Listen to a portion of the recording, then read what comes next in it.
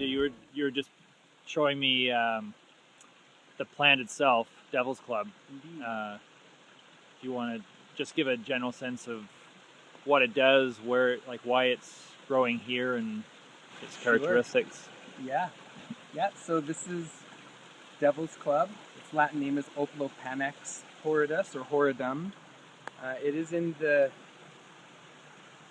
ginseng family, so it is our local northwest ginseng species, and as you can see, it typically likes to grow around water in cold, damp, dark environments, typically in the northwest forest zone here. And its primary uses is, on the physiological level, is as an adaptogenic remedy that helps to build the adrenal glands and help to regulate blood sugar levels. And it's really great for people that are cold and deficient, so they're run down, tired, exhausted, and it helps to build that core vitality and chi in the solar plexus. So from more of an energetic perspective, it's working on the Manipura, the third chakra. Astrologically, it relates to Mars and the earth element. Typically the root bark is used in the harvested in the fall time is when it is utilized the best. And then on more of the subtle energetic or spiritual levels, it's used as a protection remedy, as a remedy to kind of shield us from psychic attack. It's one of the ways the coastal natives utilized this remedy, was as a way of, the shamans or the medicine people would build huts actually out of the stalks with the spikes on them to utilize that for psychic protection during healings and things like that. And then, of course, there's the traditional use of burning the plant down to an ash and mixing that ash with bear grease, which they would use as tattoos, and they would tattoo themselves with that medicine to kind of instill that protection and that vitality into their bodies in that way. Cool. Well, Sajah, we're sitting here at the retreat doing our Stephen Herod funeral workshop. I think it's the last one that he's doing as far as the flames.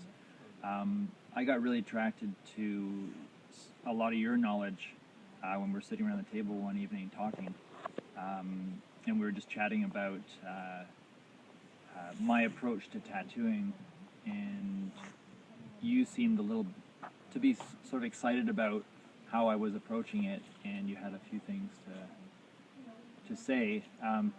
Could you just introduce yourself as far as what your background is, what Sure. you do? And Yeah. So my name is Sajah Popham, and I'm the founder of Organic Unity and the School of Evolutionary Herbalism. And, really my work is focused on bridging people and plants in a healing way so that people can reconnect to the sacredness of the earth and of their own hearts and minds and really heal themselves, on the physical level and psychologically, emotionally, and so that they can come to that place of clarity to really see what their own purpose in life is, so that they can follow that, what Stephen says, like follow that golden thread, through their life, and it's going to lead them, to their destiny in a good way.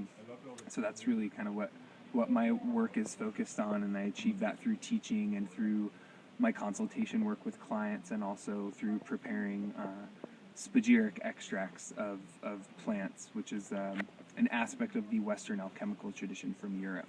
So that's just a little bit about what I do.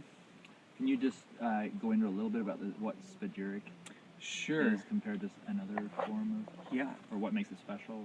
Yeah, so a spagyric extract, the word spagyric comes from Paracelsus, who was a physician and alchemist in the early 1500s from Switzerland, and it's a combination of two Greek words, speo and giro, and that means to separate and recombine.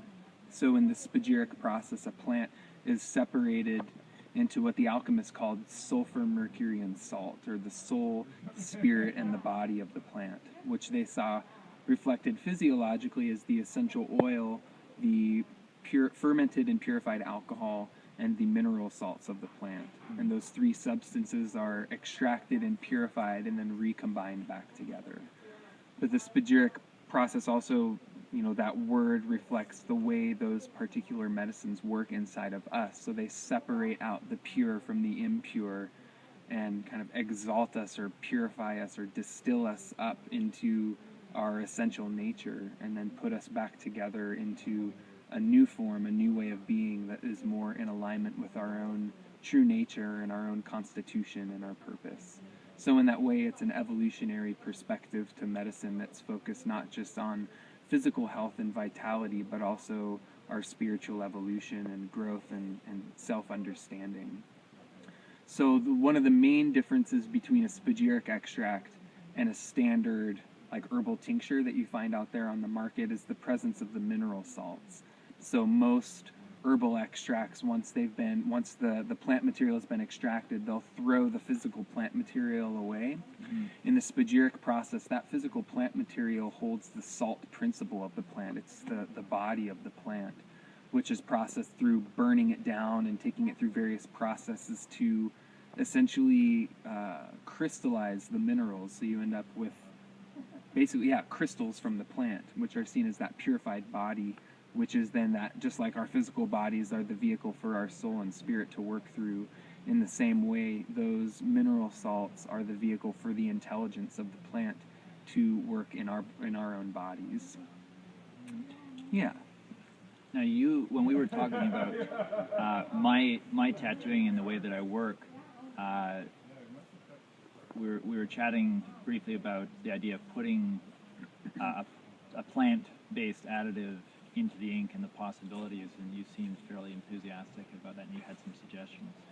Yeah, well, I think what inspired me in that conversation was really hearing your own personal philosophy around your art and what it is that you do, and how, you were talking a lot about kind of tapping into someone's, this is my way of describing it, of course, but like what I was really hearing you say in that is that you're really looking into someone's kind of soul expression, or like their energetic architecture, and in that way it's like you're getting a vision for them, and then like you're imprinting that onto their body. And the power of the symbol is such a, symbols carry the archetypes into form, and how the symbol shape shifts the unconscious, and how in your work, as you're putting this symbol or this image on someone's body, you're like anchoring this vision that to me seems like you're tapping into an expression of their soul.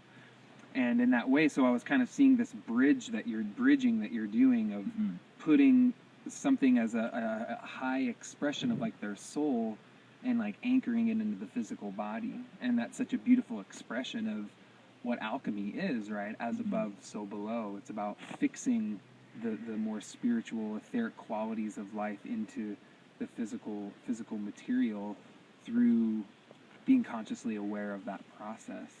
And so when you were kind of asking me about plants, and the first one that came up for me was the Devil's Club, because it does have traditional use as a remedy for tattooing.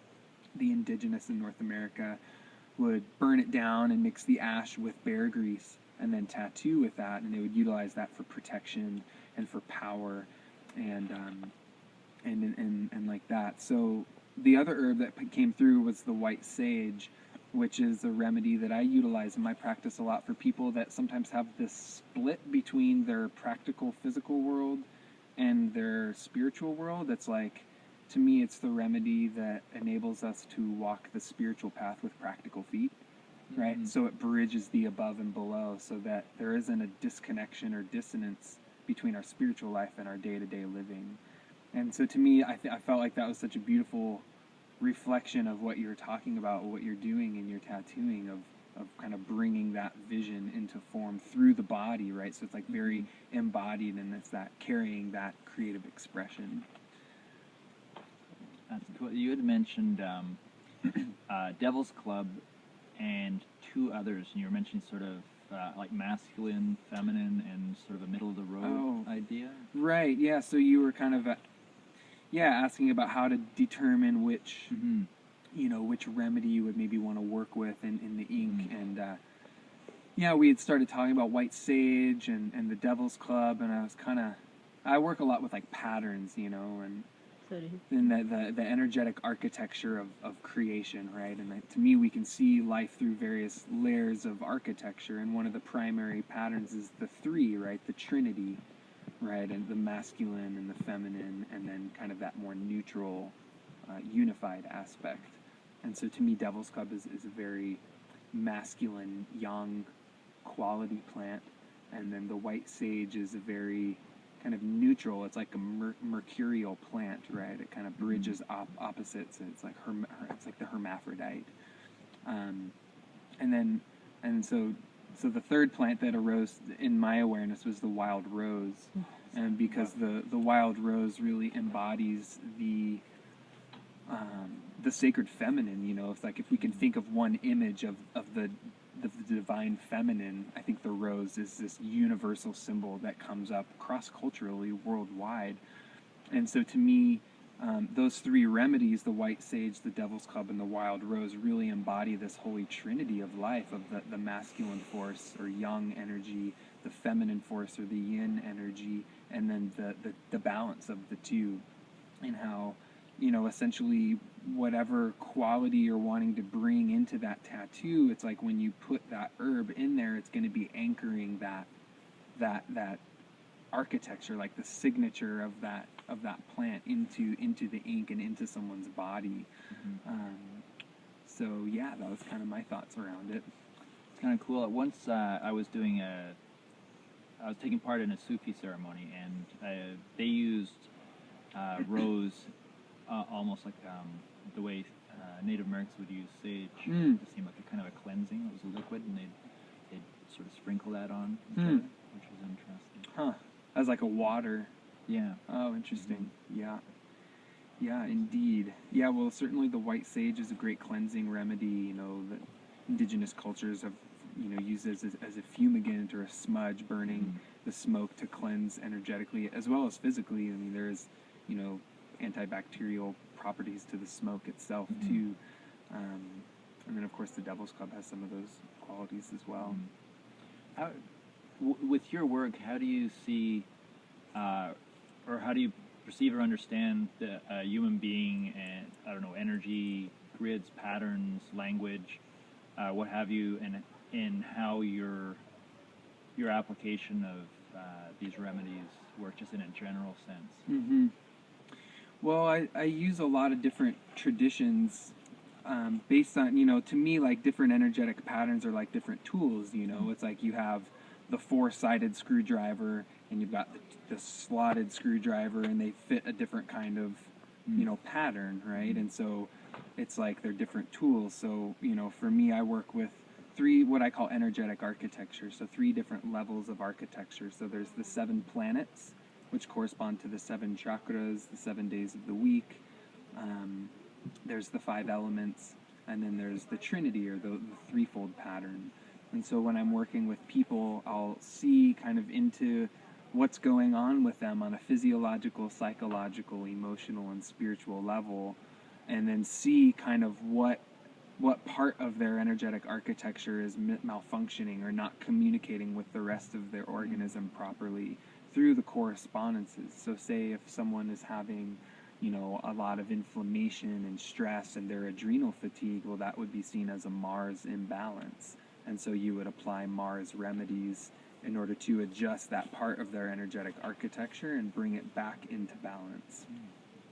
So that's kind of the general way that I look at it. And the beauty of an energetic language is that it's a translation mechanism. So with an energetic language, you can express not only a physiological truth, but a psychological and emotional truth as well. And so you're using one language to describe the wholeness of being, as opposed to using a chemical language to describe the body, a psychological language to describe the mind, and another language to describe the emotions, and maybe a whole other one for the spirit. It's like you have a universal language that sees the unity of not only our being, that we're an organic unity unto ourselves, but that our unity is connected to the unity of all of life. And so that's, you know, kind of the premise behind why I call my work organic unity, because I see that all of the nature, you know, is interconnected in that way. So would you say that, I mean, a large portion of the public in our culture see things as very separate? Is that a kind of a an illusion, Indeed, to me, separation is mistaken identity, or something? yeah. To me, separation is the foundational illusion that we all carry. You know, it's only when we're separate from the earth that we can poison it. Mm. You know, because if we're not a part of it, then we can do whatever we want to it. But as soon as we're a part of that, then we're poisoning ourselves, and it's like a whole shift in our psychological structure then. But at the same time, you know, there's kind of this thing in the New Age spiritual movement of like, oh, we're all interconnected and we're all one, which is true in a transcendent kind of perspective, and yet we're all separate. And it's the separation that is what creates the diversity of life, right? And that's, you know, something that the Mayans talk about, is that, you know, the beauty isn't in the unity, the beauty is in the diversity and in the separation. And that's what it's the boundaries of form that give us, you know, all the multi expressions of the life force, you know. So it's kind of it's not one or the other. It's quite often opposites can merge and be there at the same time, in other words. Indeed, and I think that's one of the premises behind the alchemical tradition, is that unity of opposites, you know, that the above and the below are one, that the within and the without are unified, you know. And, you know, if we look at a lot of the traditional spiritual books, you know, from around the world, the Tao Te Ching, it's like so much of that book is talking about the unity of polarities, and how we think of these opposites as not being able to exist simultaneously, but yet they do, you know, in the same way that it's daytime here and yet nighttime somewhere else. They're both existing at the same time. So, yeah, that's just kind of my way of looking at it. My wife, when I first met her, I remember her saying, if it's a paradox, it's probably true. Indeed. Yeah, one of my teachers says that wherever we see a paradox, the soul is present. Ah, nice. I love that one. Sajah, if people want to get a hold of you, can they do a consultation or something by phone or email? Or? Certainly, yeah, I definitely can do phone consultations or Skype consultations. My websites are organic-unity.com. That's like a hyphen, not an underscore, so organic-unity.com. And then evolutionaryherbalism.com is for the school, and I've got some other videos up there, some free teachings that I give out there. Yeah, and all my contact information is on the website there, and people are more than welcome to be in touch with me for consultation, or to just order products from the website there. Pleasure meeting you. Yeah.